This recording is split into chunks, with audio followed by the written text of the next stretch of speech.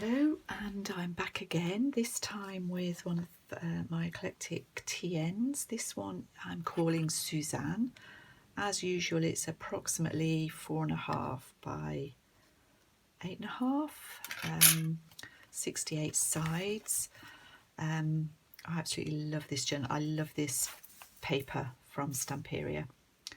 I think it's from the Princess collection, and I really did fall in love with it. Almost to the point where I wanted to keep this one. Still might. But if not, if you're seeing this, it's in the Etsy shop. So it's double layered cardstock, reinforced spine with fabric and Tyvek. There is a pocket on the inside here. This is the Tim Holtz bookplate. "Nature is my home" is one of the quotes from the paper. So I've put that inside, and this is just covering up where I put the eyelets, not the eyelets, the brads. Pocket here, and a vintage envelope here that I've dressed up a little bit with a tiny vintage photograph and a little bit of fussy cutting. On this side, I've used a scrap of the paper just to make a very simple tag. It's backed with a ticket, and there is a plain card in there as well. A bit of lace on this paper. I didn't want to cover this paper up too much. This is a library card pocket with an article from an old encyclopedia. It's called "Life in Our New Century", and it's the most striking of new inventions, and I've carried the article through, so if you did want to read it, hopefully you can follow that through the book. This is just a very simple tag. There's a bit of stenciling, of course, in this one. A little bit of crocheted doily and a couple of tags. This is a document from 1932,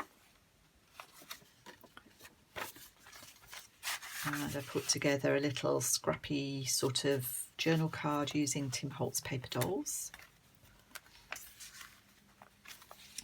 This again is from 1932. Some tabs. This is from a botanical book, and I've put fussy cut clover on there. This little scrappy pocket has got a bit more of that article in it.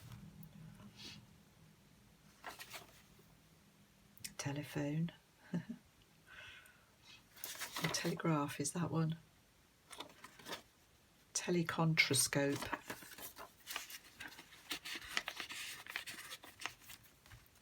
And a postcard from 1913. It says, "Several of my little friends are coming to a jolly tea party on Thursday. Will you come as well? Tea at 5 o'clock. And that's to Mrs. and Master Shepstone in Bristol. I hope she had a nice time. There's a horseshoe on there. This is botanical. This is from 1928. Another scrappy pocket with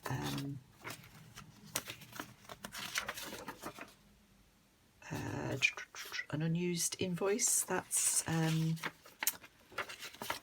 got that from Carol, Oak House Journals. And a botanical tag.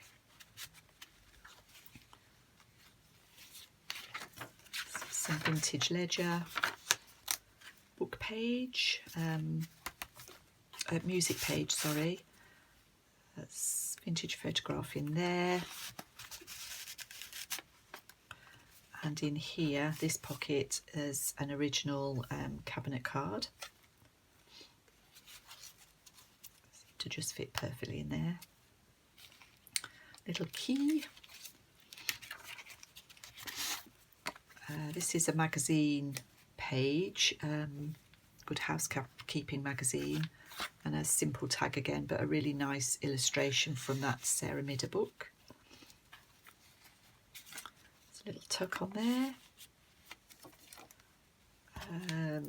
Glass beads in the centre. which obviously can go out the top as well. This is some Tim Holtz fabric with a little upside down tag and a journal card. The ledger paper.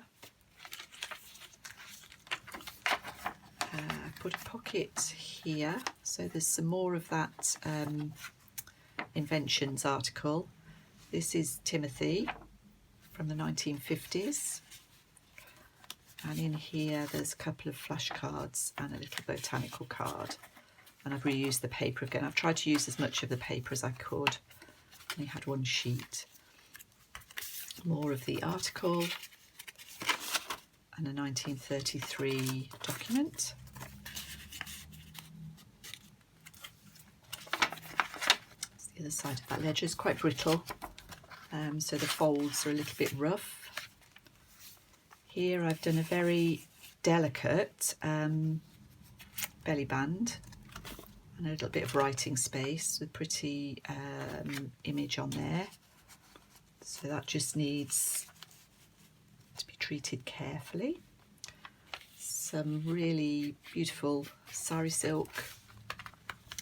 In this pocket I've got a tag just made from some paper from, I think that's Sarah at Crafty Paper Bits. And this is a wedding menu. It's never been used. I imagine that's from the 50s, maybe the 60s. Fabric flap. Another little dangle. That's the other side of the invoice. In here there's a computer card and an empty envelope that I've just decorated a little bit. And on the back there's a vintage postcard, French vintage postcard. So that's Suzanne. Hope you like her.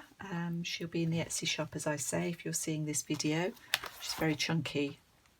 If you don't like your journals full, this is not one for you. I can't stop filling them, so I guess if you took everything out, you could start again with your own bits and bobs. Anyway, thank you. Bye-bye.